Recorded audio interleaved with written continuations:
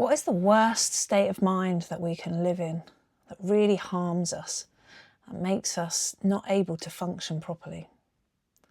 Let's have a look at that today.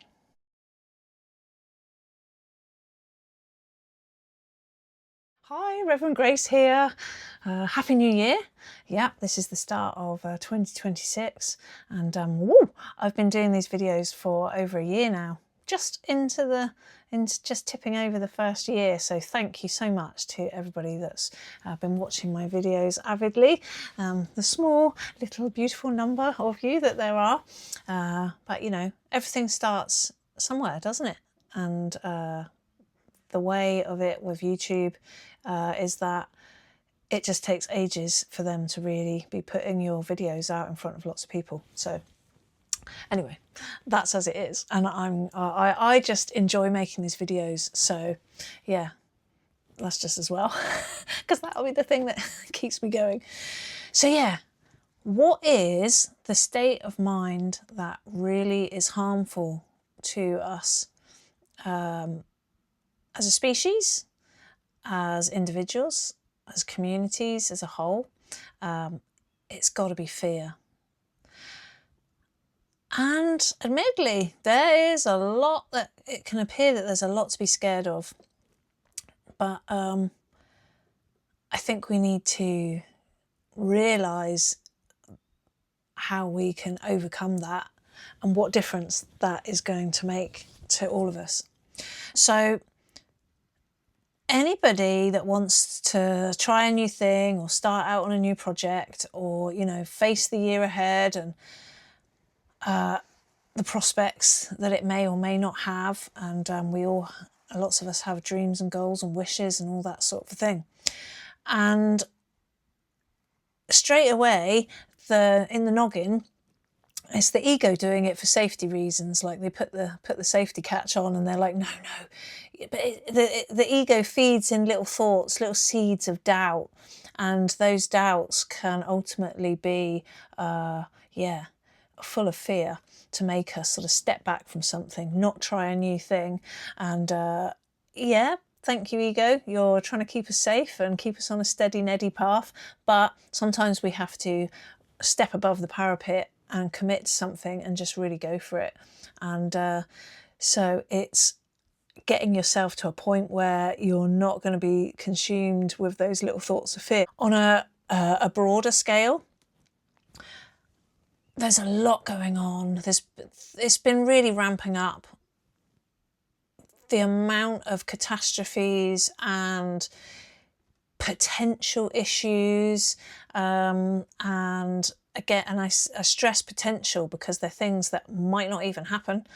And the news especially, and the media and governments, they're pumping this stuff out. I was messing around with my phone the other day to try and change like how notifications came on my phone, and I going into settings, and now you've got things like where are we? I was in notifications, standard kind of a thing, and for a while now, there's been this thing, exposure notifications, and a couple times last year we had this thing, didn't we, with the alarm at 3 o'clock, whoop whoop whoop, like a siren. You can turn that bloody thing off. Turn it off. Trust me. If something major is going to happen, yeah, I just kind of think like, you will sense something, or you will pick up on something. Something will come to you, or you'll just be in the situation. Like there was another one. I wanted to turn off. Now, what was it in messages? Oh, here we go. Critical alerts with a red triangle, the red warning, and an exclamation mark. Critical alerts. Critical alerts appear on the lock screen and play a sound even if a focus is on or iPhone is muted. So even if you've put it on Do Not Disturb, but you've set that critical alerts, which it was automatically on, and I think, critical alert? What kind of critical alert are they going to be needing to warn me about by text message? I guess, again, it's probably the exposure thing. It's the government trying to tell us stuff. Now, with things like weather catastrophes and all this sort of thing, you know, big storms coming, it's almost as if, like, we've never had bad weather. And it's not even the bad weather. It's not just the bad weather. It's even with the heat. It's like, oh, old ladies and everybody else, you should all stay indoors. The sun's going to come out. You're all going to die. It's going to get hot, hot, hot. Most people in Britain, especially, they're like, thank the Lord, happy days. When is climate change happening if you're promising us warmer, sunnier weather? Of course, what they're saying is climate change is bringing all the hurricanes and all the rest of it. What you also discover, and I haven't got to the bottom of this, but what you also discover is that, you know, crazy scientists or government scientists now, they're getting them to affect the weather. So, yeah, don't mess with nature, I say. So it's hard to know, because there's been some things happening in America where it was found out, I'm sure I'm right in saying this, that it was found out afterwards that the government were messing around with some weather thing, and that's when the major catastrophe floods happened. I don't think it was New Orleans, maybe it was. Yeah. So do we really need to be scaring ourselves half to death? And the news is something that I've noticed over it's got to be at least a decade. It's probably longer, actually. It's probably like 2 decades, probably 20 years. That suddenly we have 24-hour news, and it's been pumped at you from everything. Like, you can't help but go on YouTube. Let's see if I get one now. If I go onto my home, I've got all my little shorts at the top, lovely, lovely. And then I've got some videos that I might want to see. Yep, and then here we go. And then you get to top news. Wes Streeting finds fiery warning to doctors over Christmas strike. So anyway, news is constantly being fired at you. There's a lot of people now, they're fed up with this, and they don't watch the news at all. And I bet those people are the same people that aren't going to have the critical alert thing on. So I don't really know. The government are almost pushing some people. There's going to be people that won't know about the critical alert. I think if something's going on in the world that's in your vicinity, you're pretty going to soon know about it. If it's a hurricane or a flood, well, chances are you're already at work, or you're on the bus, or you're wherever you are, because no amount of weather warnings, that's the whole point. You can't time when a flood is going to come washing through. It's always an unexpected thing. But they talk about this sort of the extremes of weather as if they've never happened. Apparently, when I was 1 year old and it was really baking hot, they had a heat wave in 1976, and I nearly died in the back of a car because my parents were buying a puppy. And for some reason, maybe I'd fallen asleep when I was left in the car, and I nearly baked alive. Like, don't leave kids and hot dogs in cars, in hot cars. It's a bad idea. But we've had, and there was standpipes. So that's when taps are put on main water feeds out in the street. It was like the old well system where you had to go out with your containers and go and fetch your water on a daily basis. And maybe it got to the point in some areas where you were only metered out. Maybe there was somebody that stood on the tap and you were only allowed so much. These weather conditions they've been happening before, and I'm not entirely sure that they're as extreme as the warnings are making out. So, yeah, everything just seems to be driving us to this point of being absolutely petrified. And what is happening there? Physiologically, I can't even say it, but in your body, stress hormones are going to be given off. We all know about fight and flight. So you're in this flight or fight mode. Body's not quite sure whether it needs to react to something, fight mode, or whether it needs to run away, flight mode. So it's constantly, not only is your stress hormones going out, I'm sure the body doesn't really know whether to do flight mode or fight mode. You're somewhere in between, and that's probably got to be even worse than being one or the other, I'd be guessing, because you're putting your body in this like up and down flux. So yeah, it's not doing you any good biologically. And also just how you're trying to live your life.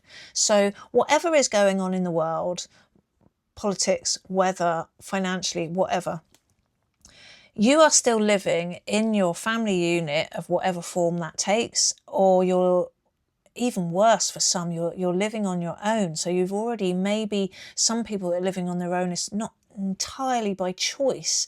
They're widows or they're divorcees or they're whatever the situation is, and loneliness is a, you know, is a really, it's a hard thing to deal with. Some people, it's a mental health thing where you can feel incredibly lonely and even be surrounded by people, and you're still, I've had that. I had that years ago. I remember many times of feeling incredibly lonely, and I could be sat in a party in a room full of people and it would be the most crushing thing ever. So those people that are on their own, of course, they've got too much time to think. And if they fill that time with the telly, and then the telly is or social media or whatever, and it's blasting you out with this stuff, it's like, oh man, just absolutely all consuming. One thing that comes to mind is when it was the pandemic. Now, the pandemic was pretty scary for everybody initially, in the sense that we really didn't know what we were dealing with. We didn't know what to think. We didn't know what to act, how to act, and what to do for the best. And I didn't have a telly at the time. I haven't had a TV for years. I don't watch the telly, let alone the news. And I was I do a lot of celebrant work, so I was doing a lot of funerals at the time, and I'm running up and down here, there and everywhere in Devon, between Exeter and Plymouth and Bodmin, all these crematoriums. And so I wasn't watching the news. I was out in the situation where I'm dealing with death and bereavement, and lots of rules, and don't stand too close to them, and wear a mask, and all this sort of thing. There was lots of protocols, and nobody knew what on earth was going on. And I just kind of breezed on through it. And partly because I was so swamped with work, not because people were dying of COVID.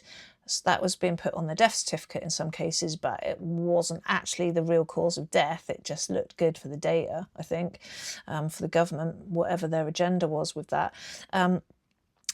But I think a lot of people were dying from stress, and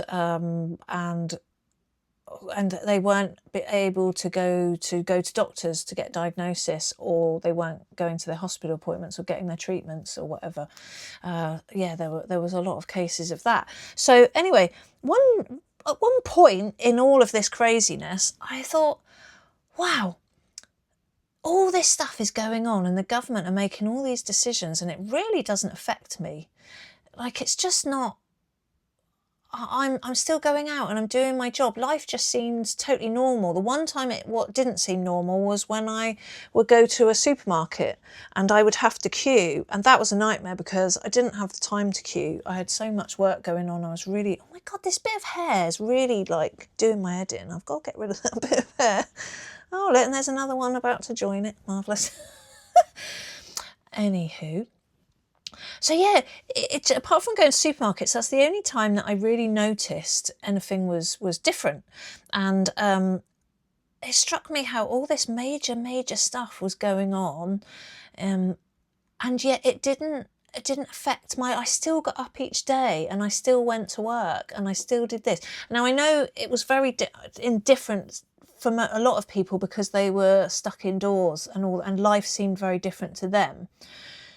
So apart from that rule being made that they had to go into a lockdown and stay indoors, and obviously that changed life quite dramatically, in terms of being a human being and living, you were still alive, you were still getting food, you still had the telly, you had lots of people doing funny stuff on YouTube, lots of people got really into projects and this and that. I know it was quite hard for people that were stuck in with kids and dogs, and maybe you're in a small apartment, and that would have made things super tough, probably nearly drove you mad.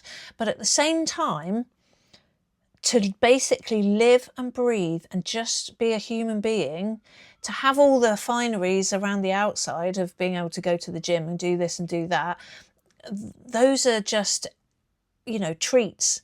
They're luxuries, they're extras in our life. We've taken them on as this sort of necessity or right, entitlement or whatever. And yeah, I don't know. When you try being really poor for a while and having absolutely nothing. And when I had no money years ago, and I mean no money, literally, I didn't even go anywhere near shops and high streets because I couldn't afford anything. So why look? So I just didn't even look. And you soon, when you end up homeless, and then we got a house, a social housing house, and we had no carpet. In all the years I lived there, I was there like 8, 9 years in that house, and we had no carpet, we had no telly. That was fine by me, the telly thing. And we just had donated furniture or really cheap stuff that if I, like my daughter's bed and things, it was good actually. I needed to get it from IKEA because that's the most reasonable place.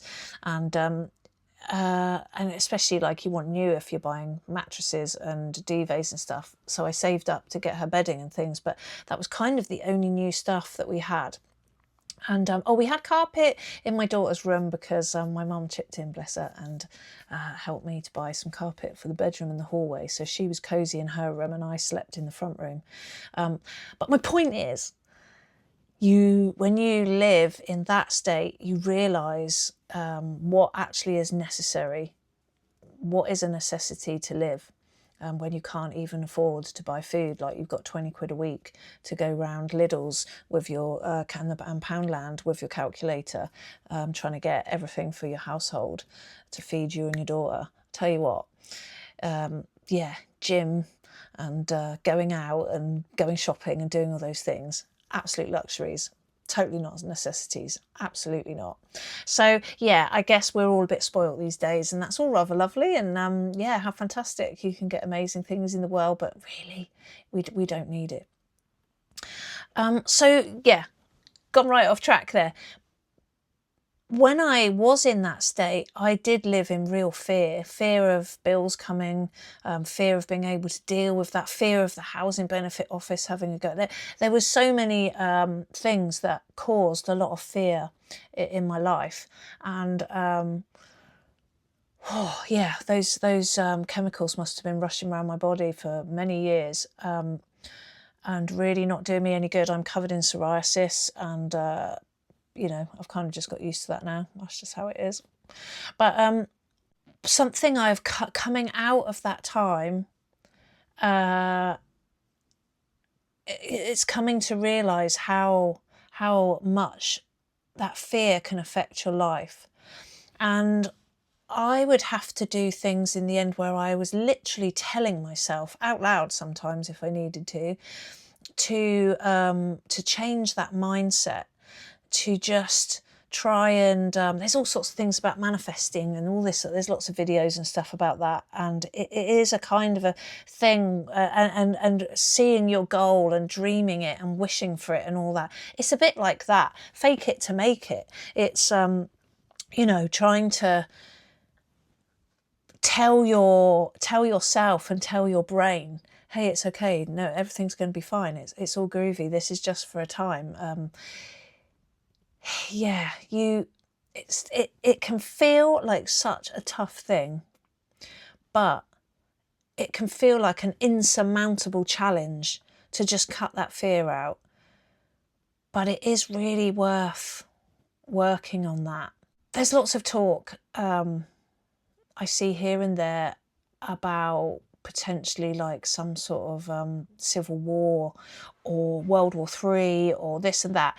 Now, on the one hand, I think, oh, is that the media / government trying to put us in this fear state? Is it actually something that's going to happen?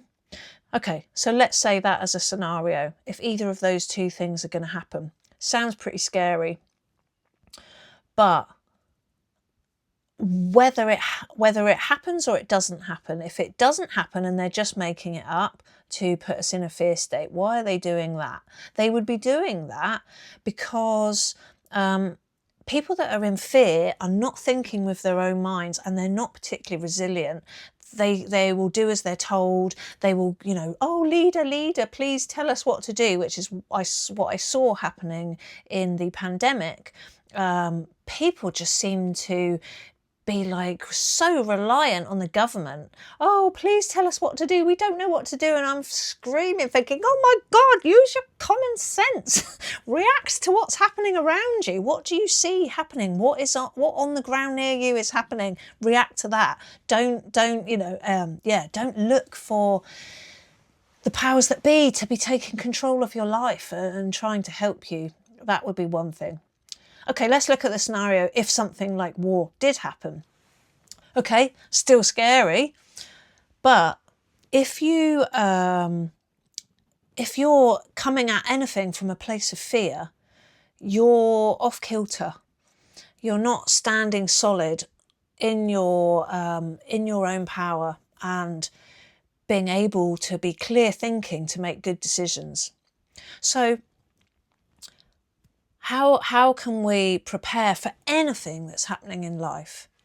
And I talk about him a lot, Bill Donahue, cracking bloke, wish I could meet him. God, I'd love to meet him. I'm sure he's still alive. He must be still alive.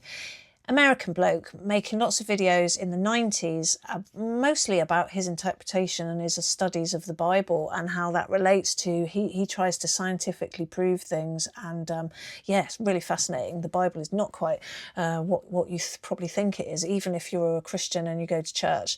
Yeah, interesting. But one thing he does is he gets his group, they do meditation all the time. And he's talks about in one video, I'll see if I can find a clip and put it in here, but he talks about being resilient. And so, one practice definitely to do is any form of meditation, any time where you're just sitting in stillness. And it's one of those things where it seems contradictive, I suppose, counterproductive. You're sitting there, you're just doing nothing, or you're doing or you're focusing on your breath, or you're doing breathing exercises, or whatever the thing. Yeah, it's doing a lot more for you. In the same way that when those fear chemicals are rushing around your body, and setting off warning bells, and you're not, you're knocked off your kilter. You're not a centred person who's able to look at all possibilities and react accordingly. And when I say react, actually quite often it's better not to react, but or be reactive, to take action. Well, you're not in a place to take action if your hormones and if your stress chemicals are running around your body, but also if your brain is not in a calm state where it's ready to think about the possibilities, explore the options, and then take action. So yeah, there's a lot of threads. I'm sort of, my usual scatterbrain, but I hope that you can see how this is all related. And yeah, meditation. If you're more spiritually inclined, contemplative prayer, sitting, carving out time in your day, at least 20 minutes is sort of a good minimum, optimum time to do this. And just opening up that time to be in connection with God. And again, you can think that it's not working, or you're not doing it right, or there is no such thing as doing it right. The practice of meditation is to keep bringing yourself back to the point of focus, which easiest one is breath. In contemplative prayer, some people use prayer like the Jesus prayer, Lord Jesus, have mercy on me, a sinner, something like that. I should know it. Oh, I don't use that one. Another one is a really quick one, which is beautiful, and you can do it anywhere. You can do it in your car when you've sort of got attuned to it. Is Greg Braden does videos on heart-brain cohesion, and the fantastic people at the Heart Math Institute I think they're in California, they're in America. It's a thing of basically you're going into a thing where you're focusing on your breath. This takes minutes, and only a few minutes, not 20. And you're basically doing a practice where you're connecting your brain with your heart. Your heart has a lot more neural links. Is it neural links? Anyway, it gives off a lot more messages than your brain gives. So the heart feeds, there's a brain in the heart, basically, is kind of how it is. And then once you've gone into, and then you're focusing on your heart chakra area, your heart space area, and you're thinking things of things that you're really grateful for. And you're imagining as if you're breathing in and out through the heart. And then, and I can't remember if I got this from him or this is how I've extended the practice, but then I imagine emitting that love out into the world. And it's an easy way. It comes from being grateful for something. That was a practice that I picked up on at the end of towards the end of the years that, yeah, everything had gone a bit tits up and life was pretty tough. And that was such an easy practice, and it really did me a lot of good. It really helped me. And yeah, the things when you start getting into a space of living in fear, that magnifies and it magnifies and it magnifies and it magnifies, and it makes you quite inept and useless in the world to yourself and to others around you. And if there's one thing, in whatever way it is, I'm quite a loner. I very much like my own company, but I do appreciate more and more that we need to be in community in whatever form that takes. It doesn't necessarily mean going out and joining clubs and stuff, but it does mean being aware of our local area and our local people and our local communities, and realising your part in that and not completely shutting yourself off from that. There's lots of ways to be out there in your community these days, and yeah, that's something that really helps with fear. Something when you start talking to other people about particular things, it can really, you can realise that if you're having a really hard time for whatever reason, with grief, with poverty, with losing a business, a family, a marriage, whatever the thing is that's really causing you problems, you only have to speak to a few people to realise that you're all in, there's a few of you in the same boat. And yeah, fear is can be all-consuming and a very destructive thing. So I think if there's two things to work on, one is dealing with and finding mechanisms to get rid of that fear. It's always going to creep in. There's always, like I said at the beginning, there's always the ego mind just dropping in a little, oh, you can't do that. Oh, you don't want to do that. Careful now. But also there's it's building up your resilience to live in this crazy, mad world. I said to my granddad, sadly he died this year, he's 99, God love him. And I said to him, I used to go to his house quite a lot, but I started recording him in the last few years of his life. And I said to him one day, I said, Grandad, I said, is the world really like just mad now? Has it always been mad? And he looked at me and he said, it's always been a bit that way. So, we're all living in our own time, because that's our time in life. But actually, there's people that have gone before you, and they have been living in a lot worse times, say when there was the world wars on and people were losing their loved ones, or everywhere was being blown up around the place in towns and cities, and all sorts was going on. So yeah, used to do my daughter's head in that I'd always say, oh, there's people worse off than us, love. There's people worse off than us. Think of them. Well, yeah, did her head in a little bit. But anyway, so yeah, build up that resilience, because if there is shit about to hit the fan, there's not a lot you can do about it. It's coming, if it's coming, in whatever form, minor, small scale in your life, or major, big time out in the world. So it's going to come anyway, but it's how you put yourself in a stronger position to be able to deal with that, and to be able to take a pause, take a breath, look around, and see what the opportunities and the options are, and take action rather than reaction through absolute mortifying fear. I hope that helps somebody, just anybody. Do with that what you will. Peace be with you. Do please like and subscribe. So hitting the thumbs up, that's going to tell YouTube that you got some sort of enjoyment or help out of this video. Hitting the subscribe button, that means that you're not going to get charged any money, you're not joining a club, you're not going to get loads of emails. It just means that you are going to be shown more of my content, especially if you hit the little bell thing that does the notifications. It also, all of that shows YouTube that I'm worth watching and I've got something useful to say. And yeah, and share these videos with anyone that you think might need it. I really hope that my videos are content that can make the world a better place and help people through the madness. So yeah, thank you. Take care.